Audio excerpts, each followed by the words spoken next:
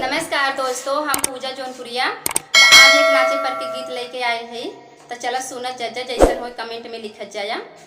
सासू तो हर बेटावा बड़ा हो खूरे पाती, सासू तो हर बेटावा बड़ा हो खूरे पाती, सासू तो हर बेटावा सोने के थाली मजे मना पड़ोसो, सोने के थाली मजे मना पड़ोसो,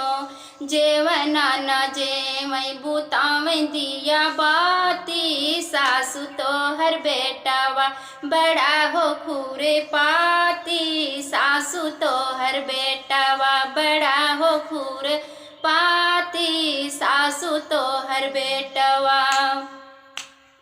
सोने के लोटा में जल भर लायो, सोने के लोटा में जल भर लायो, जलवा न घोटई बुतावई दिया बाती, सासू तो हर बेटावा बड़ा हो खूर पाती, सासू तो हर बेटावा बड़ा हो खूर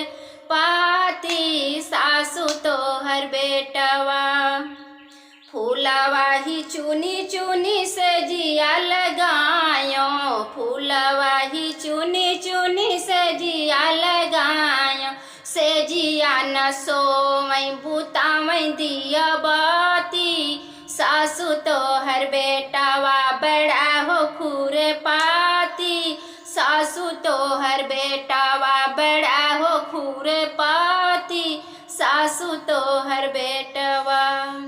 हाय दोस्तों, कैसा लगा गीत जरूर लिखना कमेंट में। तब तक के लिए बाय बाय।